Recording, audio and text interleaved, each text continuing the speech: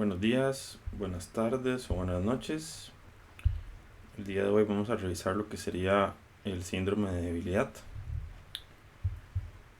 Entonces, bueno, como contenido vamos a revisar algunas definiciones, la parte anatómica del sistema motor, la fisiología y el abordaje del paciente con debilidad, cómo localizar la lesión.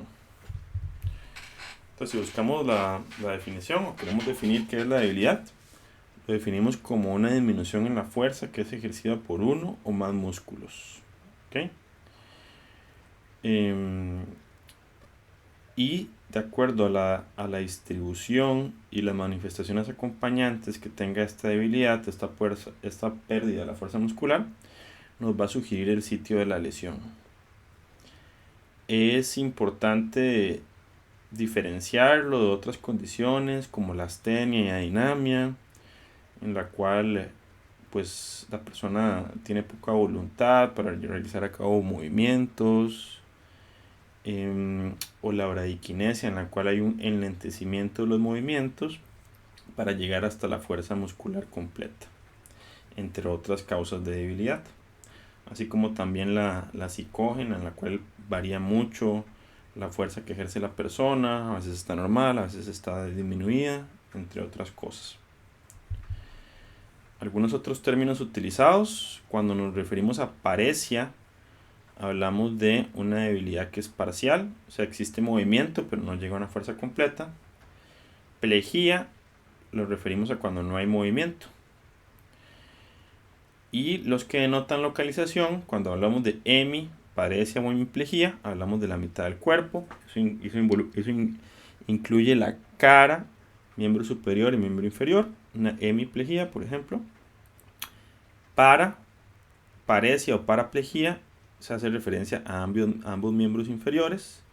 Monoparesia o monoplegia hace referencia a una extremidad.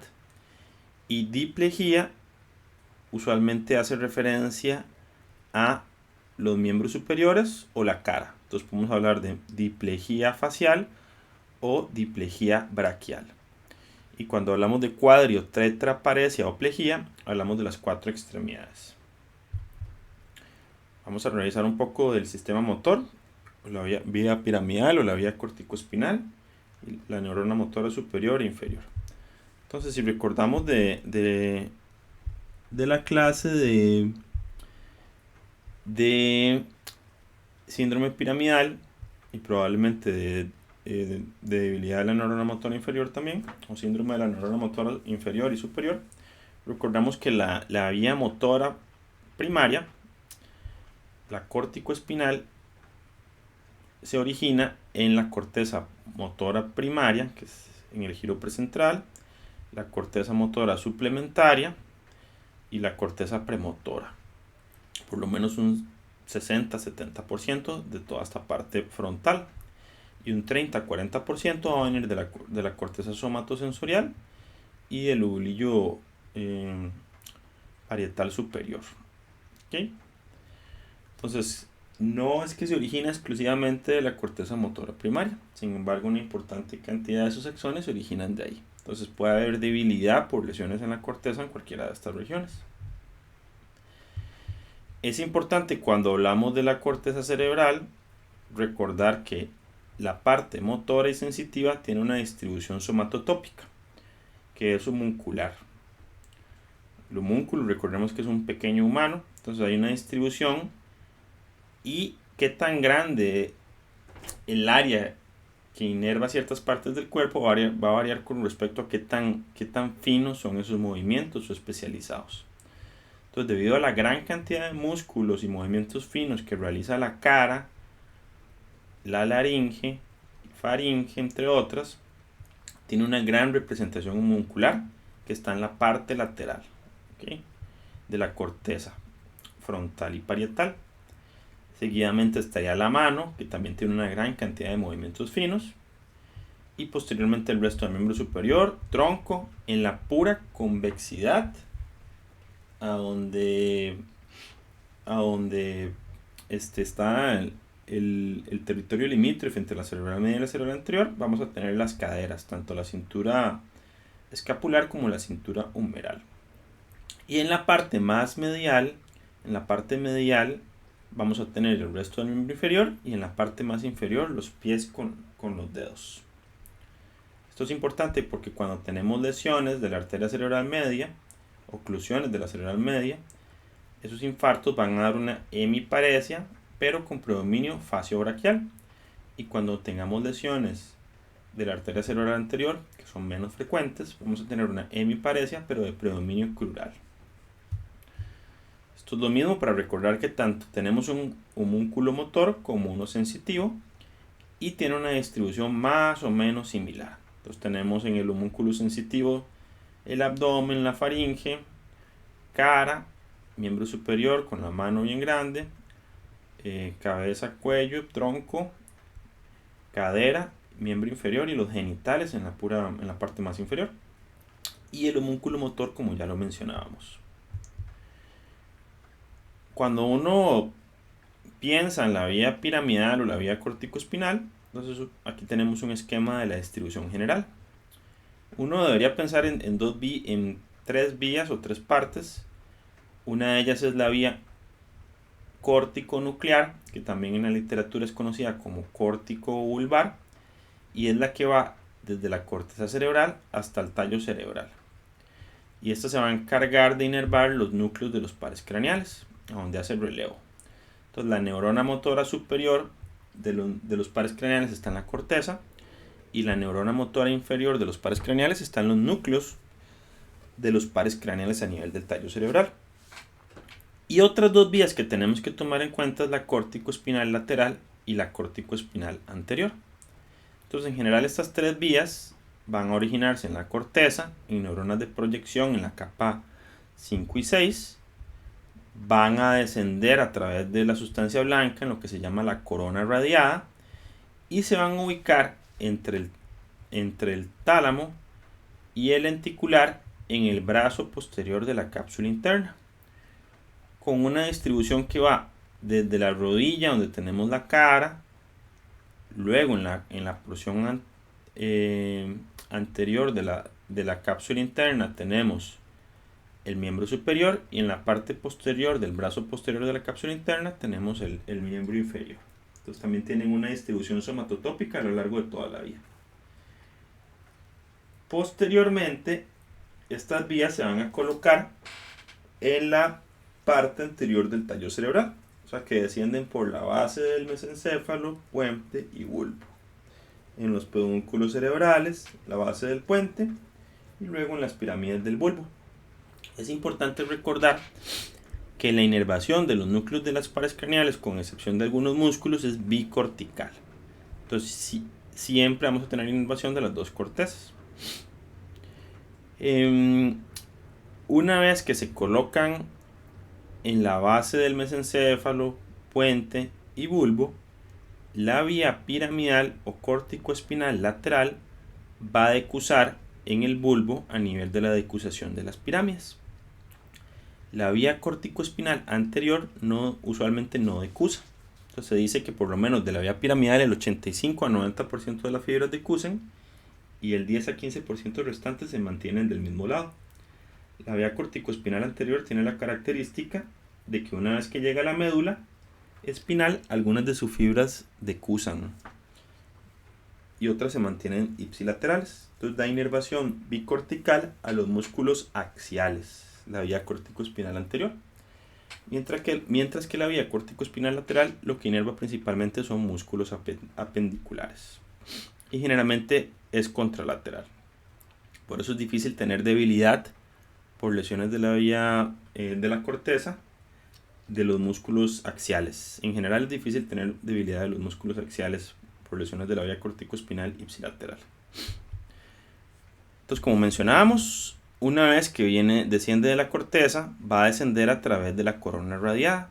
Entonces, la corona radiada son el conjunto de fibras de sustancia blanca o axones que están descendiendo de la corteza y que el lugar a donde se van a compactar más es en la cápsula interna. Entonces ellos se van compactando y condensando hasta llegar a la cápsula interna.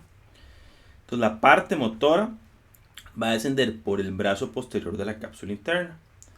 La cara desciende principalmente por casi cerca de la rodilla de la cápsula interna, mientras que en el brazo posterior de la cápsula interna va a descender en la parte más anterior los miembros superiores, y en la parte posterior los miembros superiores en la parte más anterior del brazo posterior de la cápsula interna, y los miembros inferiores en la parte posterior de la cápsula interna, del brazo posterior de la cápsula interna. Entonces recordemos que lo vamos a ver entre el lenticular y el tálamo. Y las lesiones del brazo posterior de la cápsula interna suelen ser lesiones que dan una debilidad que es densa, global y bien proporcionada. Eso significa que afecta de igual forma cara, miembro superior y miembro inferior, con una gran intensidad, dejándolo pléjico, y una gran severidad. Y si vemos en el esquema, también tenemos que a nivel del bulbo, entonces desciende por la base del tallo cerebral, y a nivel del bulbo inferior va a decusar en las pirámides, en la decusación de las pirámides. El tracto córtico-espinal lateral, que es el que inerva los músculos apendiculares, y el tracto córtico-espinal anterior se mantiene ipsilateral y es el que inerva los músculos axiales.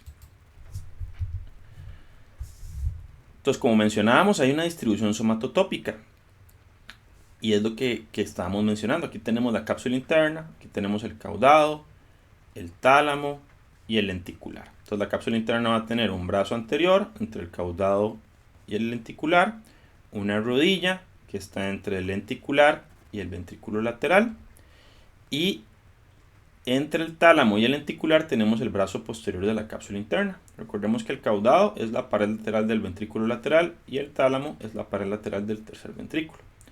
Entonces, a nivel del brazo posterior de la cápsula interna, la cara se encuentra en la región más anterior, el miembro superior en la parte anterior del brazo posterior de la cápsula interna, y el miembro inferior en la parte posterior del brazo posterior de la cápsula interna.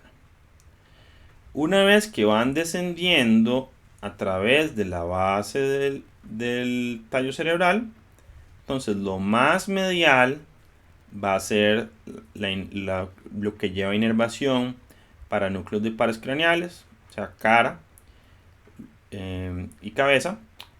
Luego de miembro superior es un poquito más lateral, es lateral a la cara. Luego tenemos tronco, que es como más apendicular, más axial. Y luego el miembro inferior es lo más lateral, que es lo más medial, cara, lo más lateral, miembro inferior. Cuando estamos a nivel de la médula, en el tracto córtico-espinal, a nivel de la médula espinal, ¿verdad? El tracto córtico-espinal, recuerden que ya decusó el córtico-espinal lateral, y el córtico-espinal anterior se mantuvo ipsilateral. Entonces los músculos axiales, que son los del tronco, se mantienen en el tracto córtico-espinal anterior, y los músculos, los fibras, que llevan inervación a los músculos apendiculares se mantienen en el tracto córtico-espinal lateral. Entonces la distribución en el tracto córtico-espinal lateral va a ser lo más lateral es miembro inferior, los del tronco en la parte media, los que inervan el córtico-espinal lateral, y en la parte más medial tenemos los de miembro superior, ¿de acuerdo? Y ahí se van a ir distribuyendo las fibras a lo largo de las neuronas del asta intermedia y luego hasta anterior, en las neuronas motoras inferiores. Un punto importante que mencionábamos en la clase de síndrome piramidal es que a nivel de la decusación de las pirámides, primero decusan las fibras de los miembros superiores y luego decusan las fibras de los miembros inferiores. Entonces hay algo que se llama parálisis cruzata, cuando la lesión es justo de un solo lado y ya ha decusado al miembro superior pero no ha decusado al miembro inferior. Entonces tenemos parálisis de una extremidad superior con parálisis de una extremidad inferior. Sin embargo, esto es bastante raro que lo veamos en la clínica. A nivel de la médula, otra cosa que tenemos es que en la asta anterior también hay una distribución somatotópica, en la cual los músculos axiales y proximales son más mediales y los músculos más distales son laterales, tienen una distribución somatotópica más lateral. ¿De acuerdo? Recordemos otra parte importante, el arco reflejo, ¿okay? Cuando hay distensión de las fibras de los usos musculares, neuronas o axones rápidos con fibras rápidas alfa llevan la información propioceptiva hasta el ganglio de la raíz dorsal y posteriormente al asta posterior de la médula espinal y hacen un relevo con la neurona motora inferior. Esto dando como resultado que cuando se distiendan estas fibras intrafusales tengamos una contracción refleja.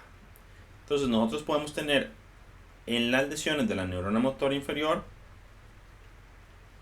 hiporreflexia por lesión de la vía eferente, o también tenemos hiporreflexia por lesión de la vía eferente.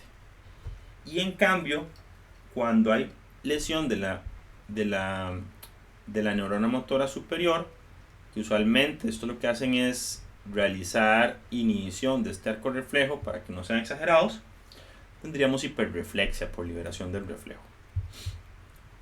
Entonces recordemos que la neurona motora superior va a ser aquella neurona que se ubica en la corteza cerebral y todo su axón que desciende por la corona radiada, cápsula interna, tallo cerebral.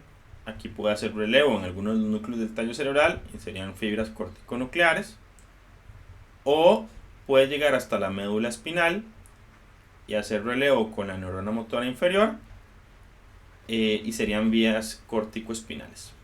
Entonces la neurona motora superior es la neurona que está en la corteza y todo su axón que desciende hasta la médula espinal, mientras que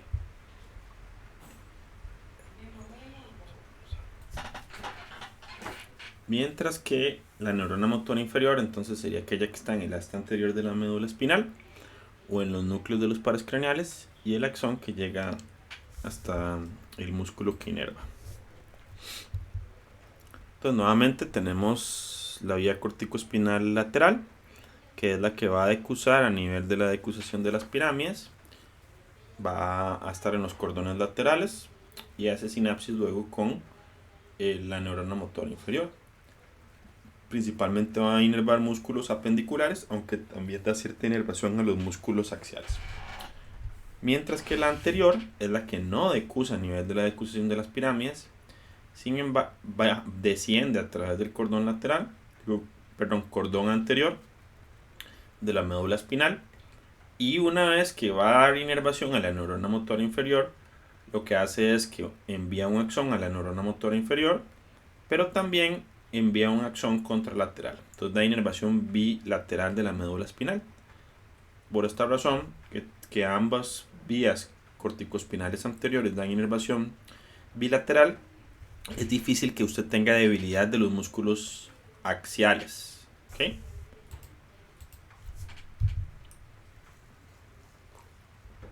En relación con la exploración del sistema motor, pues vamos a ver la inspección de los músculos, a ver el volumen muscular, si está disminuido, si está aumentado. Vamos a ver la fuerza muscular, el tono muscular y los reflejos miotáticos. En relación con la escala de fuerza muscular, hay que recordar que vamos a tener 0 cuando no hay contracción muscular y 5 cuando la potencia o fuerza muscular es completa. En el 1 vamos a ver esbozos de contracciones musculares, pero sin movimiento articular. En el 2 hay movimiento articular si usted elimina la gravedad. En el 3 hay movimiento articular contra la gravedad, pero no vence resistencia. El 4 menos vence resistencia moderada y el 4 más vence resistencia intensa. Hay que recordar que hay que valorar músculos de las 4 extremidades, axiales, apendiculares, proximales y distales. Siempre hay que ofrecer resistencia y hay diferentes maneras de explorar de acuerdo a la diferencia de fuerza entre el explorador y el paciente. En relación con el tono muscular, recordemos que es la resistencia pasiva al movimiento. Este puede estar normal, puede estar aumentado o puede estar disminuido. Usualmente la hipertonía la vamos a tener por lesiones de la neurona motora superior, lesiones de los núcleos de la base o lesiones del lóbulo frontal en la región prefrontal. Entonces, cuando tenemos lesiones de la vía piramidal, lo que tenemos es espasticidad.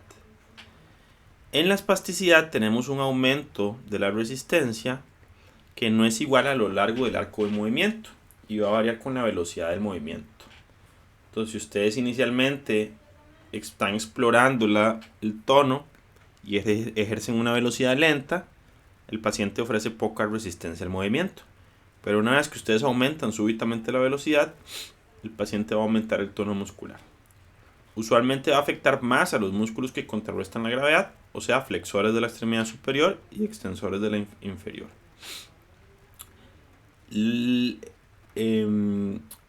Este fenómeno de que cambia el tono a lo largo del arco de movimiento y con la velocidad es lo que se llama la navaja de muelle. En relación con la rigidez, vamos a tener que el aumento del tono es constante a lo largo del arco de movimiento y afecta músculos agonistas y antagonistas por igual. En general lo vemos con lesiones de los núcleos de la base, entonces es muy frecuente verlo en enfermedad de Parkinson. Y en enfermedad de Parkinson podemos tener dos fenómenos.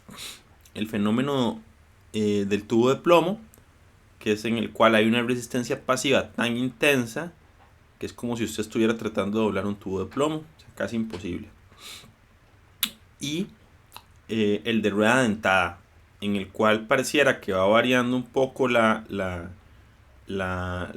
hipertonía, pero esto está dado por un aumento que está relacionado con el temblor que tienen los pacientes con enfermedad de Parkinson. Y finalmente tenemos una más rara, que es la paratonía, que también se le llama Gegenhalten, usualmente por lesiones prefrontales. Hay un aumento del tono que varía de manera irregular con el grado de relajación.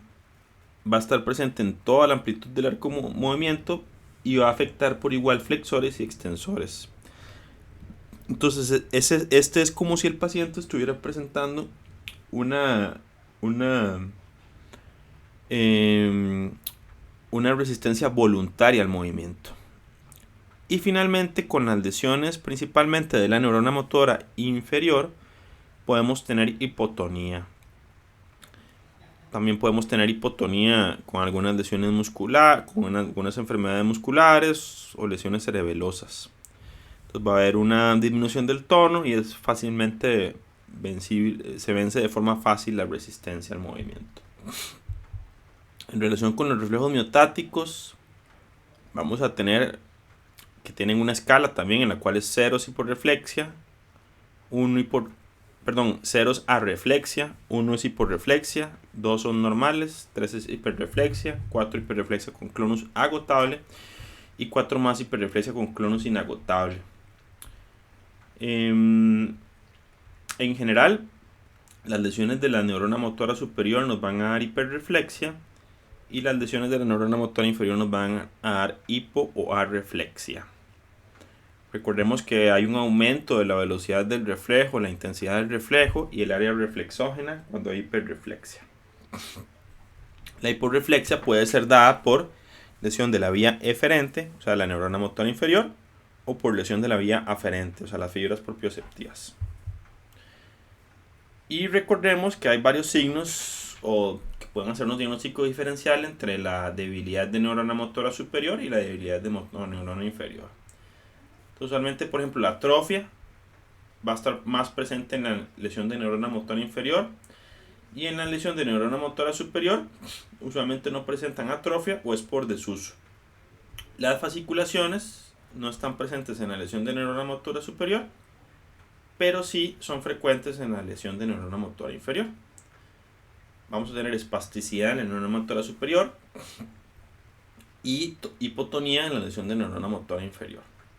La distribución de la debilidad usualmente es piramidal o regional, afecta grupos musculares en la neurona motora superior, mientras que en la neurona motora superior va a depender de qué es lo que está afectado y usualmente es distal y segmentario. Hay hiperreflexia en la neurona motora superior, mientras que hay hipo o arreflexia en la neurona motora inferior. Y otros signos como el signo de Babinski pueden estar presentes en la lesión de la neurona motora superior, mientras que están ausentes en la lesión de la neurona motora inferior. Entonces, bueno, recordar que hay que explorar todos los movimientos, la abducción, aducción del hombro, la flexión, extensión del codo, la pronación y supinación de la muñeca, flexión de los dedos, extensión de los dedos en el miembro superior. Y luego se pueden explorar otros movimientos como la separación de los dedos, la pinza, entre otros, dependiendo de lo que uno esté pensando. Y lo mismo para el miembro inferior. Entonces tenemos que explorar la extensión y flexión de la cadera, abducción, aducción de la cadera, flexión, extensión de la rodilla, dorsiflexión, flexión plantar del tobillo y supinación y pronación también del tobillo.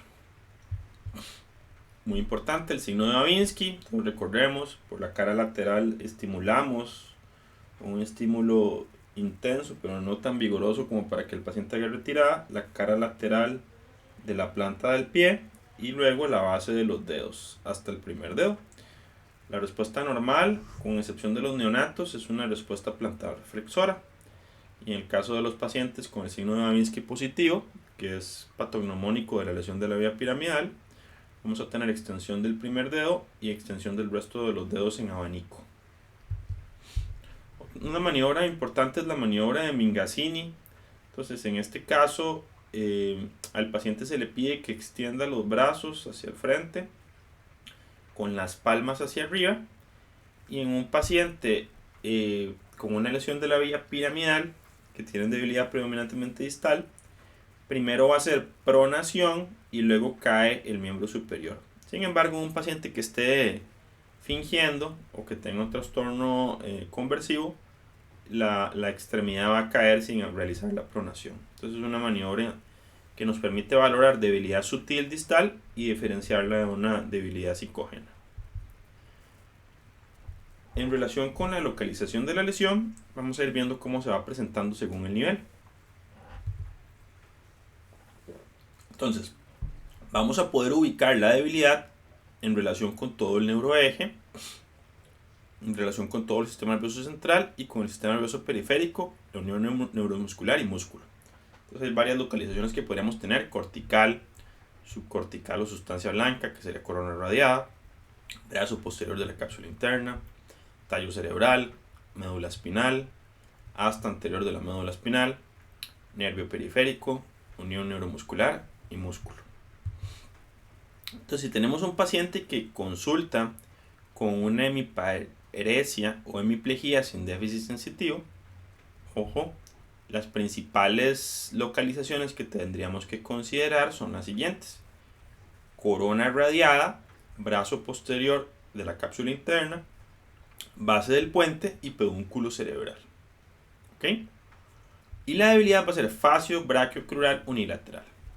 La clásica es la lesión del brazo posterior de la cápsula interna, que es donde confluyen todas las fibras. Entonces vamos a tener una debilidad densa, global y bien proporcionada de todo el hemicuerpo. Usualmente se va a conservar la fuerza de la parte superior de la cara, porque recordemos que tiene inervación bicortical. Entonces vamos a tener un paciente que tenga sin datos de neurona motora superior, puede tener disartria o puede tener ataxia si hay afectación de vías cerebelosas. En relación con pacientes que presenten una hemiparesia o hemiplegia, pero con déficit sensitivo, oculomotor, visual o de funciones corticales superiores, la localización ya es un poco diferente. Entonces, cuando pensamos en un paciente que tenga la hemiparesia o hemiplegia, pero con afectación de funciones corticales superiores, que tenga mianopsia, que tenga negligencia, que tenga afasia, pensamos en una lesión que sea principalmente de la corteza. Entonces, tracto corticoespinal, corteza. Y cuando tengamos un paciente con afectación oculomotor, de los pares craneales oculomotores, disartria. Vamos a pensar en una afectación corticovulvar por encima de las pirámides. Pero entonces un paciente con hemiparesia o hemiplegia, con déficit sensitivo y con afectación de funciones corticales superiores y afectación visual o afectación visual, entonces deberíamos pensar en la corteza o sustancia blanca. ¿Okay? En aquellos pacientes que lo que tengan es una debilidad brachiocrural unilateral, deberíamos pensar en lesiones corticales que afecten solo miembro superior y miembro inferior, lo cual es raro, o afectaciones de la vía córtico-espinal de médula baja hasta C5. Hasta C5, porque por debajo de C5 ya afectaría principalmente miembro inferior. Entonces, el sitio de la lesión puede ser contralateral si es por encima de la decusación de las pirámides, o ipsilateral si es por debajo de la decusación de las pirámides. En el caso de las afectaciones corticales, esto puede presentarse como el síndrome del hombre en el barril, que es cuando tenemos afectación de los territorios limítrofes entre la arteria cerebral media y la arteria cerebral anterior, por ejemplo por un paro cardiorrespiratorio. Algunos pacientes se pueden presentar con un síndrome de Wallenberg y entonces asociar un déficit sensitivo, asociar vértigo, disfagia, disartria, una pupila miótica, anhidrosis, tosis, ¿ok? Que los ubicaría un poco más a nivel de lo que es una lesión vulvar lateral, que está en relación con el síndrome de Wallenberg. Entonces, en el síndrome de Wallenberg tenemos afectación de pares craneales bajos, un síndrome de Horner, que es la tosis, miosis y anhidrosis. Podemos tener vértigo por afectación de las vías cerebelosas y tendríamos debilidad y síntomas sensitivos. ¿Okay?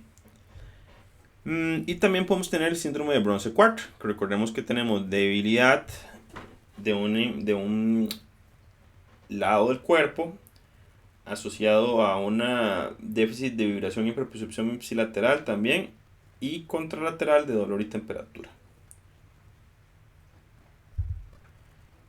Si tenemos una debilidad facio-braquial unilateral, pensando en vía piramidal, deberíamos pensar en el área cortical del miembro superior y la cara. Entonces esto es muy frecuente cuando tenemos lesiones de la arteria cerebral media. Recordemos que podemos tener una hemiparesia de predominio facio-braquial o tener una paresia solo facio-braquial. ¿Okay?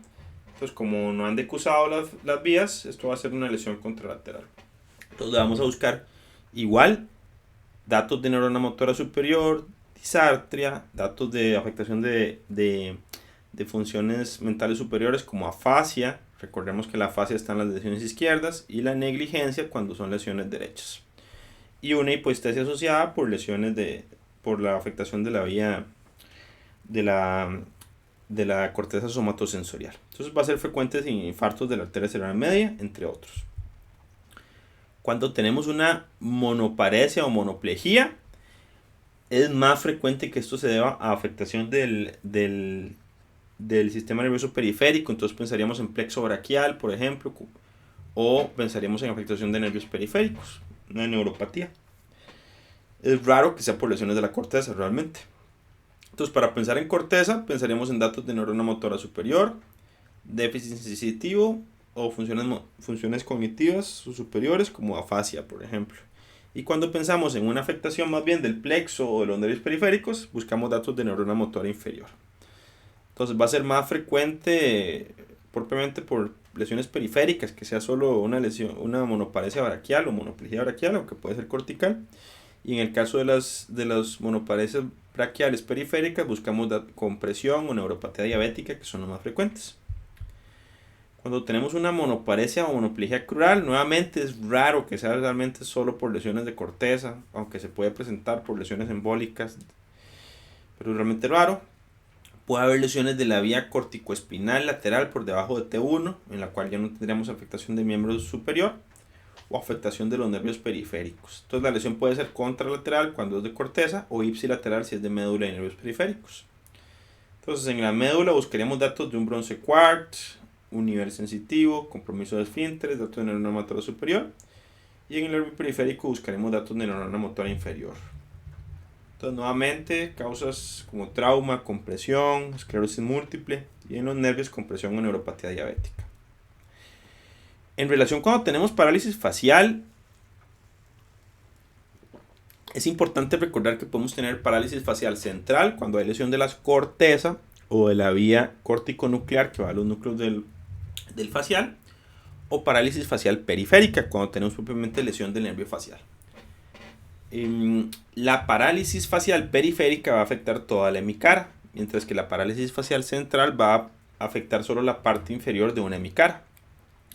En el caso del sitio de la lesión de las parálisis faciales centrales, es la corteza contralateral o la vía córtico-nuclear contralateral. Y en el caso de las lesiones de las parálisis facial periféricas, son ipsilaterales. Entonces, cuando pensamos en lesiones corticales, buscamos datos de neurona motora superior, disartria, debilidad de la lengua, afasia o déficit sensitivo. Mientras que cuando pensamos en la afectación periférica, podemos encontrar hiperacusia, ojo, hiperacusia, así como la lesión del vestíbulo coclear o el acústico, perdón, puede dar hipoacusia. La lesión del nervio facial puede dar hiperacusia inicialmente. Pérdida del gusto y disminución de la salivación o la lacrimación. Entonces, en el caso de las lesiones de corteza, lo más frecuente son por infartos cerebrales, mientras que en las de nervio periférico lo más frecuente es la parálisis facial de Bell o idiopática, así como también el trauma y la cirugía. Y algo muy importante es cuando tenemos diplegia facial, afectación periférica de los dos nervios faciales, o también o lesiones centrales bilaterales que afecten el nervio facial.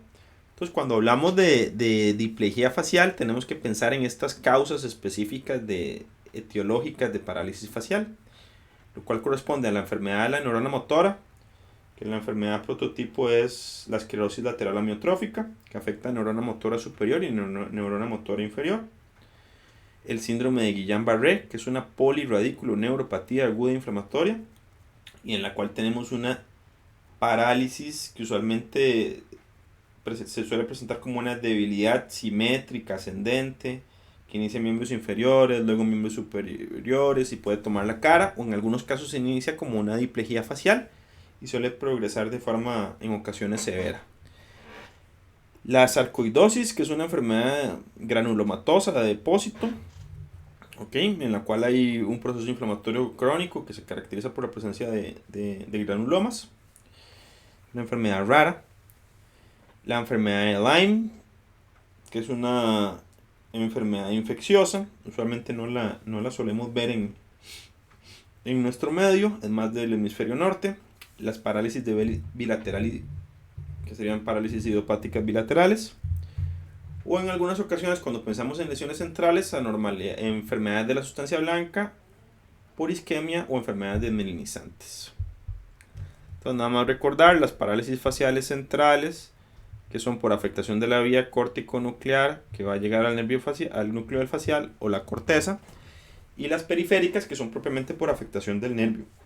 Entonces, la afectación periférica da debilidad de toda la hemicara, puede tener afectación del gusto, salivación y lacrimación, si es antes del canal facial, a donde esas fibras específicas, o puede no afectar estas modalidades funcionales del facial si es después del canal facial.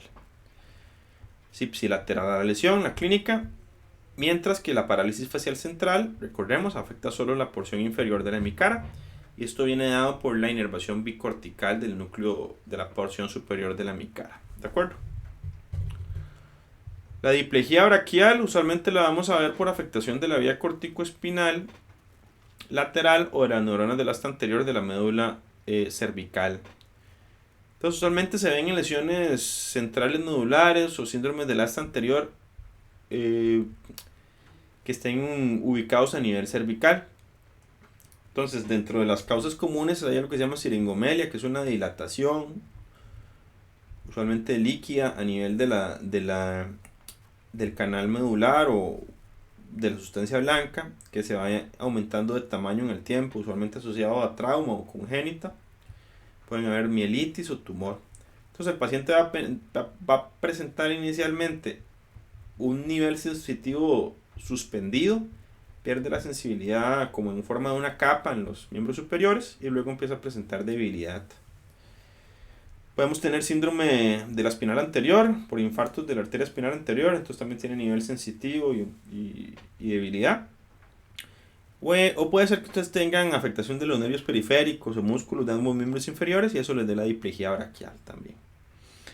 Recordemos que en las lesiones medulares es importantísimo buscar el nivel sensitivo. Ustedes, así como tenemos miotomas, ¿verdad? Niveles específicos de la médula espinal dan inervación a ciertos grupos muscular, tenemos los dermatomas, ¿verdad? Niveles específicos de la médula espinal dan inervación sensitiva. Entonces, cuando uno explora la sensibilidad en el cuerpo, en el caso de las lesiones medulares, va a notar que pronto a otro el paciente pierde la sensibilidad en la exploración. Y eso se le denomina un nivel sensitivo. Y es el signo más sensible de una lesión medular. En relación con las paraplejías, básicamente van a ser lesiones por debajo de T1, bilaterales de la médula o del sistema periférico bilateral. Y es raro, pero puede ser por lesiones mediales corticales, como en trombosis de senos durales. Entonces, usualmente el paciente se presenta con datos de lesión del lóbulo frontal, confusión, apatía, incontinencia. En la médula espinal vamos a tener datos de neurona motora superior, incontinencia de esfínter, retención aguda de orina, nivel sensitivo. Los nervios periféricos hay afectación distal principalmente y en los músculos va a haber afectación principalmente proximal. Los nervios periféricos es importante empezar en un Guillain-Barré o en polineuropatías. Y en la médula mielitis y traumas, entre otros. En el caso de la corteza hay que pensar en trombosis de senos durales del seno sagital superior, en un meningioma grande parasagital o un infarto bilateral de la arteria cerebral anterior, que puede darse por malformaciones en las cuales solo hubo una arteria cerebral anterior de la irrigación de ambas cortezas mediales. Y finalmente, bueno, tenemos lo que es la cuadriparesia o cuadriplejía. Puede darse por lesiones bicorticales, lo cual es raro. Puede darse por lesiones cervicales altas, ¿verdad? O de la médula, bilaterales. Lesiones de nervios periféricos, de neurona motora inferior o de músculos. O una miopatía. Entonces en la corteza vamos a buscar datos de neurona motora superior, afectación de funciones cognitivas como afasia o negligencia, y hay algo que se llama, como les mencionaba, el síndrome del hombre en barril, en el cual por hipotensión en un paro cardiorrespiratorio hay hipoperfusión de los territorios limítrofes, pero en esto entonces lo que tendríamos es debilidad principalmente de cintura escapular y humeral. Entonces el paciente tiene fuerza conservada distal con debilidad proximal. Sería la forma principal en que haya afectación cortical bilateral. En la médula espinal por lesiones bilaterales cervicales, entonces tendríamos un nivel sensitivo, datos de neurona motora superior y disfunción de esfínteres con retención aguda de orina. En la neuropatía periférica, como un Guillain-Barré, puede dar debilidad de las cuatro extremidades y las miopatías suelen ser también simétricas. Entonces, cuando tenemos pacientes que lo que tengan es debilidad generalizada, pues es difícil ya localizarlo en el sistema nervioso central realmente. Entonces, en ese caso, las lesiones del sistema nervioso central podría ser que tenga una isquemia cerebral global transitoria, una lesión en el tallo alto, otras causas son la debilidad por trastornos de la unión neuromuscular como miastenia gravis. Hay enfermedades de los canales, que son canalopatías, que podrían dar una parálisis que se llama periódica, principalmente son canales de calcio o potasio los que pueden estar afectados. Hay trastornos del metabolismo del músculo que pueden dar debilidad generalizada. Y en general hay que buscar causas por trastornos electrolíticos como hipocalemia, hipercalemia, hipercalcemia, hipernatremia, hiponatremia, hipofosfatemia o hipermagnesemia, entre otros. Cuando pensamos en debilidad que se debe a miopatías, usualmente vamos a tener pacientes que presentan debilidad que es de predominio proximal y no va a haber afectación de la sensibilidad. Usualmente los reflejos van a estar conservados. El tamaño del músculo puede estar normal o más bien estar hipertrofiado por cambio del músculo por grasa. No va a tener atrofia ni fasciculaciones y el tono muscular puede estar normal o levemente disminuido. En relación con las enfermedades neuromusculares, la enfermedad prototipo es la miastenia gravis. La miastenia gravis es una enfermedad de la unión neuromuscular en la cual hay autoanticuerpos contra el receptor de acetilcolina, lo cual causa que se internalicen los receptores y disminuyan en número y también que se destruyan a través del complemento. Y en este caso vamos a tener una gran cantidad de acetilcolina, pero pocos receptores para los que actúe. Entonces, conforme hayan contracciones repetidas y se vaya usando el músculo, este se va a ir fatigando. Entonces, la palabra clave en enfermedad neuromuscular es fatigabilidad. La palabra clave en miopatías, devolvernos un segundo, es debilidad proximal simétrica sin afectación sensitiva. En enfermedad neuromuscular, fatigabilidad. Entonces, mejora con el reposo y empeora con la actividad física. Se levanta bien en la mañana y conforme avanza el día, tiene tosis, oftalmoparesia, debilidad de manos, dificultad para tragar, una voz gangosa o con disartria, entre otras cosas. Suele ser simétrica, se afecta por igual a ambos lados y no hay pérdida de la sensibilidad. En relación con las neuropatías periféricas, hay muchos tipos, pero la neuropatía periférica clásica, recordemos que las fibras nerviosas tienen fibras sensitivas, motoras y autonómicas. Entonces vamos a tener usualmente una debilidad que es distal, que puede ser asimétrica o simétrica dependiendo de lo que esté afectando, que va a tener datos de neurona motora inferior como hiporreflexia, atrofia, fasciculaciones y tiene pérdida sensitiva. Entonces la neuropatía clásica más frecuente es la neuropatía diabética. Hay aproximadamente 7 tipos de neuropatía diabética, pero la clásica es la que es en guante y calcetín. O sea, hay afectación de los pies inicialmente. Cuando ya la pérdida de sensibilidad llega por ahí a las rodillas, ya hay afectación de las manos. Entonces da debilidad distal, hipoestesias, parestesias, signos sensitivos distales y afectación también desautonómica distal, con pérdida del pelo, de la sudoración, entre otros. Las radiculopatías por afectación de las raíces tienen lo clásico de que son muy dolorosas, sumamente dolorosas. Suelen ser asimétricas, o sea, se afecta más un lado que otro. Va a tener datos de neurona motora inferior con hiporreflexia o reflexia de esa raíz, atrofia, fasciculación. Fasciculaciones puede ser proximal o distal dependiendo de la raíz que esté afectada. Va a estar restringido al miontoma y al dermatoma que esté afectado. El tono va a estar disminuido y tiene hiporreflexia. Pero lo característico es dolor muy doloroso, dolor radicular. ¿Okay? Es poco probable que usted tenga una radiculopatía sin dolor. Uno de los síntomas más importantes es el dolor. Y se dan por compresiones de las raíces nerviosas por discos intervertebrales que se desplazan, usualmente por enfermedad degenerativa. Enfermedad degenerativa de la columna vertebral. Tenemos la médula espinal. La médula espinal tiene una triada que es un nivel sensitivo, un nivel motor y incontinencia de esfínteres. De estos, el signo que tiene mayor sensibilidad de decirnos que tenemos una enfermedad de la médula espinal es el nivel sensitivo.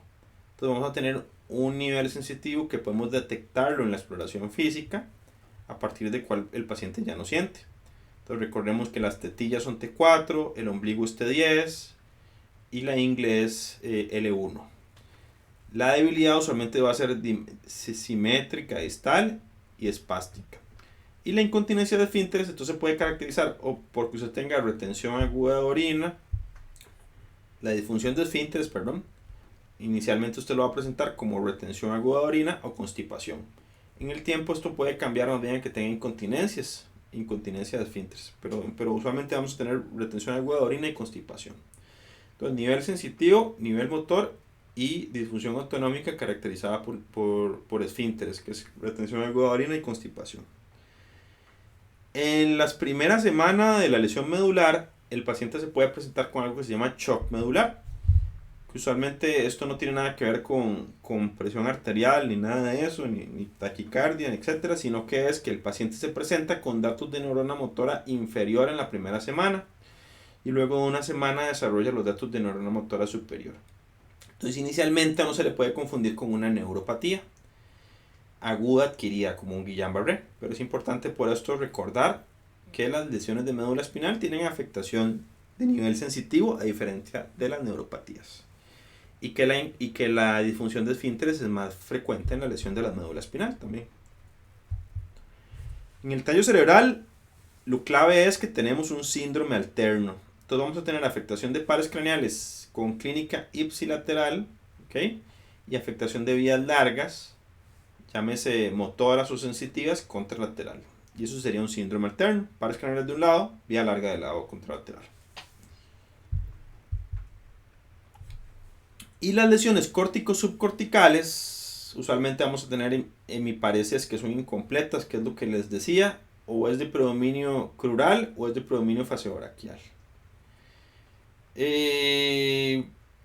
Usualmente las lesiones corticales se caracterizan por afectar funciones más superiores de la sensibilidad. Entonces cuesta más la discriminación de 2 puntos, la estereognosia y la grafiestesia en comparación con que sientan el dolor, tacto y vibración. Sin embargo, también pueden tener hipoestesia, ¿verdad? Vamos a tener afectación de funciones cognitivas. Entonces vamos a tener afasia, negligencia o alguna otra función cognitiva. Suelen tener efectos visuales, entonces vamos a tener hemianopsias homónimas contralaterales a la lesión. Cuando tenemos una lesión sensitiva difusa de todo el hemicuerpo, como una línea, que como a partir de la línea media ya no siente nada, serían lesiones de tálamo. Y cuando tenemos una hemiplegia completa, facio, braquio, crural, recordar que estamos hablando principalmente de la cápsula interna. Entonces, básicamente, eso es lo que vamos a revisar. Aquí también les quedan unos algoritmos para pensar más o menos de acuerdo a la distribución de la debilidad, cuáles serían nuestros diagnósticos diferenciales y cuáles estudios tenemos que realizar. Pero básicamente con el examen neurológico ustedes van a lograr localizar la lesión en la mayoría de los casos. Y otros algoritmos para el abordaje de pacientes con debilidad. Aquí hay varias causas de debilidad de acuerdo con dónde localicemos las lesiones. Entonces tenemos por ahí infartos cerebrales, tenemos en el caso de las enfermedades de la motoneurona, recordemos la esclerosis lateral amiotrófica como una de las más importantes. En el caso de las neuropatías periféricas tenemos la diabetes, tenemos el síndrome de Guillain-Barré. De la unión neuromuscular la principal es la miastenia gravis. En el caso de las enfermedades del músculo tenemos principalmente en las hereditarias o congénitas, que son las distrofias musculares, o las que están dadas por miopatías inflamatorias, y también es importante las que están asociadas con fármacos como las estatinas. Entonces básicamente eso era lo que tenemos para el día de hoy en relación con el síndrome de debilidad. Puntos importantes: lograr localizar la distribución de la debilidad, realizar una exploración completa de la fuerza, tono, reflejos, poder hacer un diagnóstico diferencial entre eso, es una afectación de neurona motora superior y afectación de neurona motora superior, buscar los signos acompañantes. Entonces, si tenemos funciones cognitivas afectadas, es muy cortical. Si tenemos una hemiplegia densa, global y bien proporcionada, es cápsula interna. Si tenemos un síndrome alterno, es tallo cerebral. Si tenemos un franco nivel sensitivo con disfunción de esfínteres, es médula espinal. Si tenemos una afectación en un miotoma y dermatoma puro asociado a mucho dolor, probablemente sea una lesión radicular. Si tenemos una afectación simétrica distal, con hipoestesia, debilidad distal, afectación de caída del pelo, el brillo de la piel, sudoración, signos positivos y negativos, pues pensamos en una neuropatía periférica. Si tenemos datos de fatigabilidad y solo afectación motora, principalmente que afecte músculos craneofaciales, ojos y distales de manos, pensamos en una, por la palabra clave, fatigabilidad en patología de la unión neuromuscular. Si tenemos datos de debilidad proximal sin afectación sensitiva, que puede tener dolor a la palpación del músculo, con debilidad de cintura escapular y humeral, pensamos en una miopatía. Y cuando tenemos datos de lesión de neurona motora superior e inferior, asimétrica, que empieza con debilidad vulvar o debilidad de un pie sin dolor, con afectación, datos de neurona motora superior e inferior, o sea, hiperreflexia, Babinski, espasticidad o hipotonía, fasciculaciones. Pensamos en una enfermedad de la motoneurona y el diagnóstico principal es esclerosis lateral amiotrófica. Entonces, para efectos de la referencia de la clase, por lo menos revisar el capítulo 21 del Harrison, que es causas neurológicas de debilidad y parálisis, así como el capítulo de debilidad que les había dejado del Adams para revisar lo de síndrome piramidal. Y recordarles, seguir nuestra página de educación médica, que es NeuroDUCR, que está en Instagram, Facebook, Twitter, YouTube y Spotify. Sin más por el momento, muchas gracias a todos por su atención.